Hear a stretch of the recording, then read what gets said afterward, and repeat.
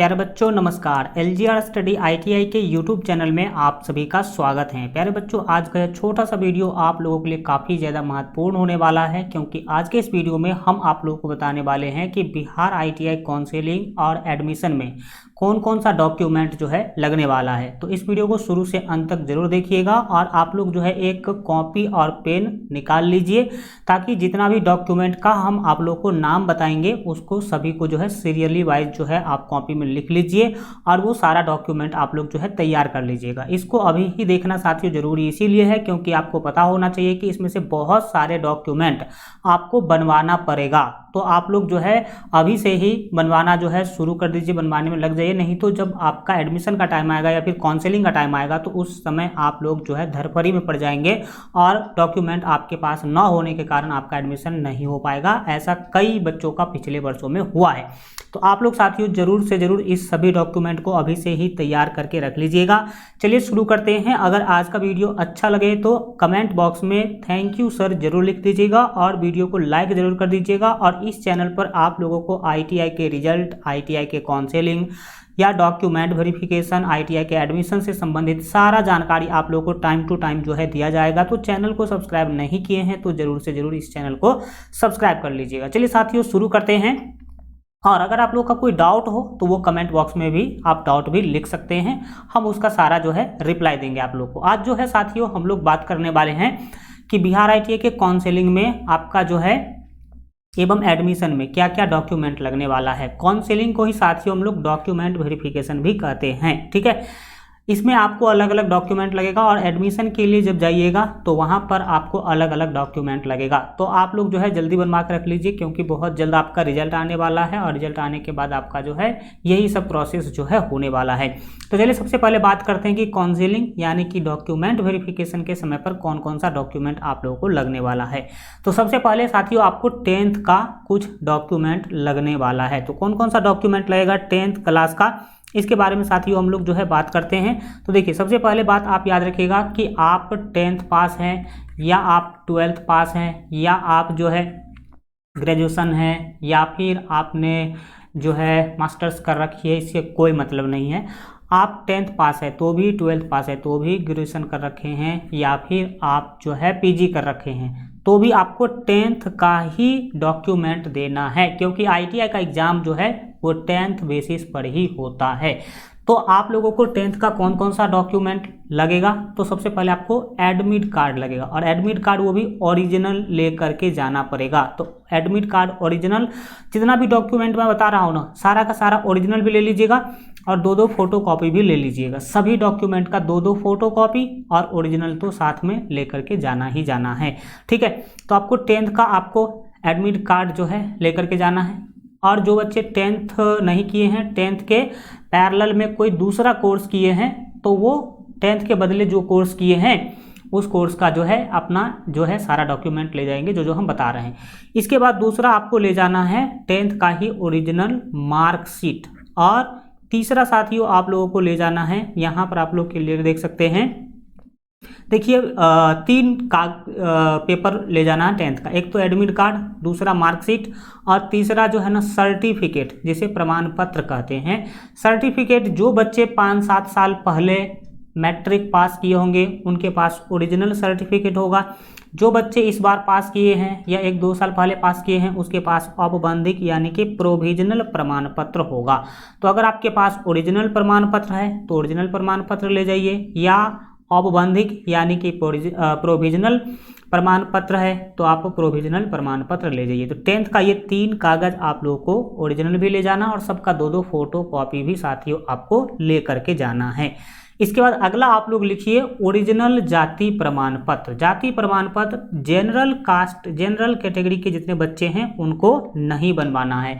आप जो है अगर बीसी से हैं, ईबीसी या जिसे ओबीसी कहते हैं, या एससी एसटी इस सब किसी कास्ट से हैं तो आपको जाति प्रमाण पत्र बनवाना पड़ेगा। दूसरी बात जाति प्रमाण पत्र के बारे में याद रखिए ये जो है 1 साल के अंदर का होना चाहिए, 1 साल से ज़्यादा पुराना नहीं होना चाहिए।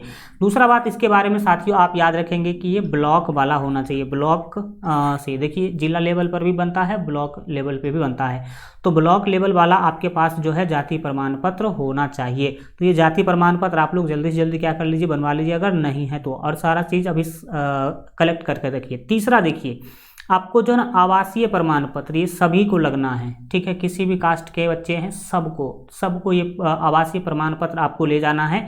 ये आवासीय प्रमाण पत्र भी 1 साल के अंदर का होना चाहिए, ब्लॉक से बना हुआ होना चाहिए।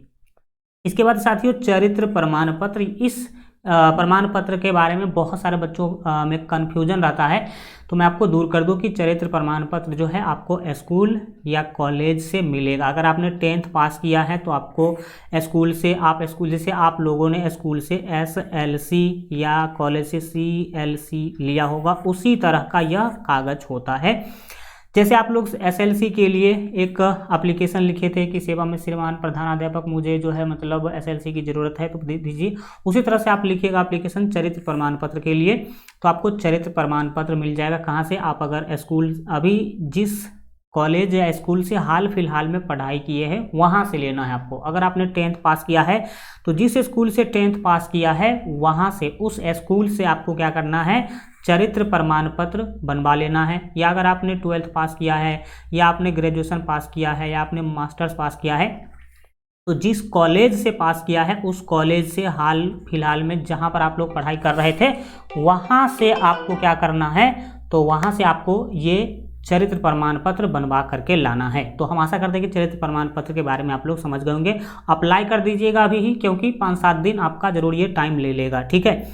इसके बाद साथियों 5वां आपको EWS प्रमाण पत्र, जो भी बच्चे EWS कैटेगरी से आते हैं उनको ये बनवाना है। EWS में कौन आते हैं, तो वो बच्चे जो आर्थिक रूप से कमज़ोर सेक्शन जो है, ये इकोनॉमिकली वीकर सेक्शन होता है, तो जनरली OBC, इसके बाद SC ST कैटेगरी के बच्चे या BC EBC के कैटेगरी के बच्चे इसमें नहीं आते हैं। जनरल कैटेगरी के वैसे बच्चे जिनका आर्थिक स्थिति कमज़ोर है वो लोग आते हैं। तो जो भी आप लोग फॉर्म भरते समय अगर आप EWS कैटेगरी सेलेक्ट किए थे तो EWS प्रमाण पत्र जरूर बनवा लीजिएगा, 1 साल के अंदर वाला होना चाहिए। इसके बाद साथियों आप जितने विकलांग बच्चे हैं, विकलांग बच्चे अपना जो है DQ प्रमाण पत्र जरूर बनवा लीजिएगा। अगर आपके पास है पहले से तो बहुत अच्छी बात है, वो आपको लेकर के जाना पड़ेगा, ठीक है। और सबका फोटो कॉपी भी 2-2 आपको लेकर के जाना, ठीक है। तो ये विकलांगता वाला जो सर्टिफिकेट है वो केवल विकलांग बच्चों के लिए है।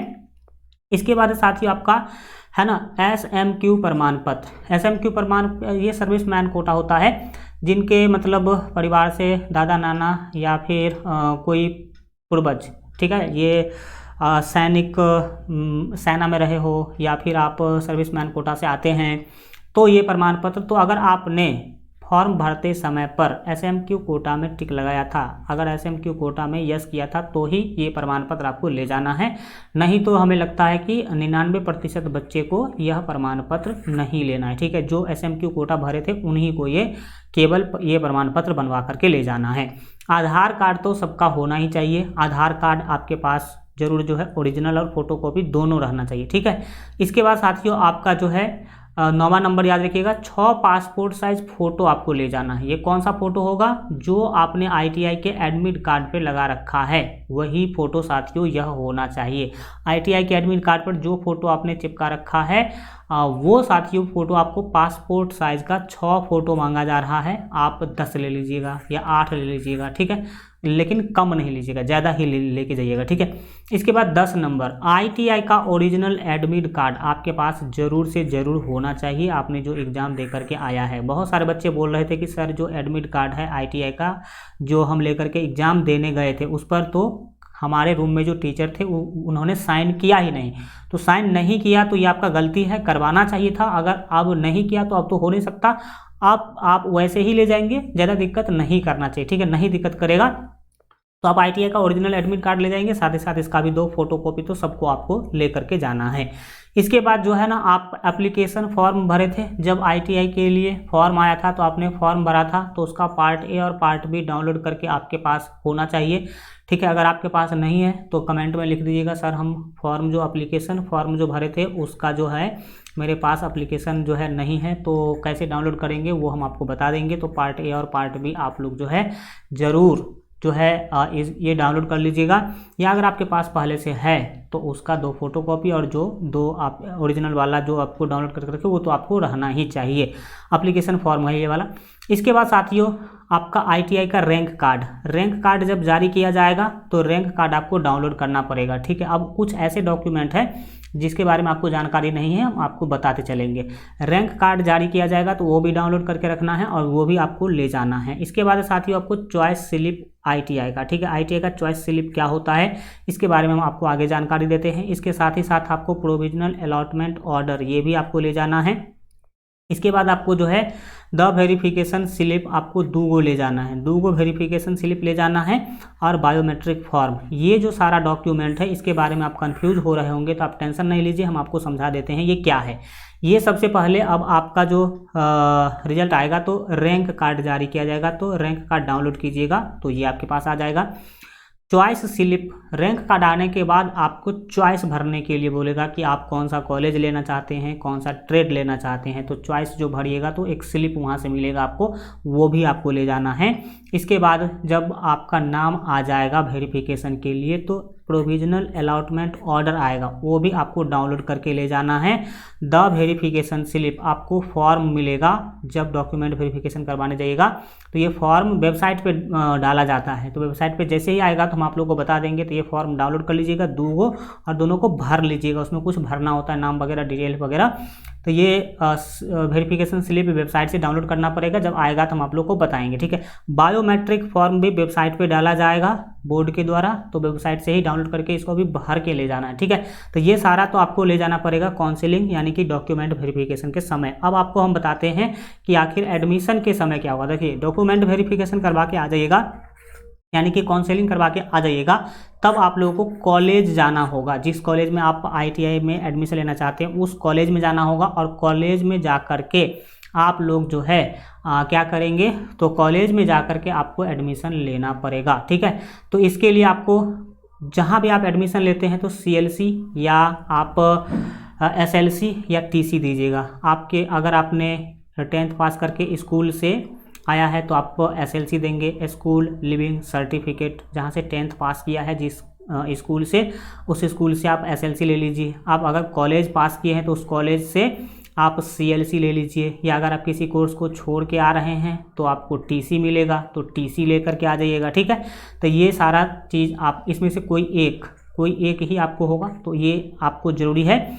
और एक है आपका डॉक्यूमेंट वेरिफिकेशन स्लिप। जब डॉक्यूमेंट वेरिफिकेशन करवा के आइएगा, जहाँ भी डॉक्यूमेंट वेरिफिकेशन के लिए भेजेगा, लगभग पटना भेजेगा, ठीक है। जब पटना से जो आइएगा तो वहाँ पर आपको एक स्लिप देगा, वो स्लिप लेकर के जाइएगा कॉलेज में, कॉलेज को दिखाइएगा, तब आपका एडमिशन होगा। और ये जो चीज़ है ना साथियों, बैंक ड्राफ्ट, ये आपको एडमिशन के समय नहीं, ये डॉक्यूमेंट वेरिफिकेशन के समय ही लगेगा बैंक ड्राफ्ट, ठीक है। ये कितने रुपये का बैंक ड्राफ्ट लगेगा ये आगे हम आपको बताएंगे, क्योंकि नोटिस जारी किया जाता है, ठीक है, कि इतने रुपए का बैंक ड्राफ्ट बनवा करके आपको लाना है। तो हम आपको आगे के वीडियो में जानकारी देते रहेंगे, तो चैनल को जरूर सब्सक्राइब करके बेल आइकन प्रेस करके ऑल पर सेलेक्ट करके रखिएगा। तो आगे हम आपको बताएंगे जब नोटिस जारी किया जाएगा तब कि आखिर बैंक ड्राफ्ट कितने का लग रहा है, ठीक है। तो ये सारा डॉक्यूमेंट था साथियों आप लोगों के लिए, जो कि बहुत ही ज़्यादा महत्वपूर्ण है। तो आप लोग जो है आशा करते हैं कि चीज़ों को साथियों जो है समझ गए होंगे। अगर आपको वीडियो अच्छा लगा हो तो वीडियो को जल्दी से साथियों आप लोग जो है लाइक कर दीजिए, और थैंक यू सर ज़रूर कमेंट में लिख दीजिएगा। और अगर आपको कुछ पूछना है, कोई कन्फ्यूजन है, तो वो भी आप जो है कमेंट बॉक्स में लिख सकते हैं। वीडियो को लाइक करके जल्दी से जल्दी अपने दोस्तों में शेयर जरूर कर दीजिए, चैनल को सब्सक्राइब कर लीजिए। थैंक यू सो मच, मिलेंगे अगले वीडियो में।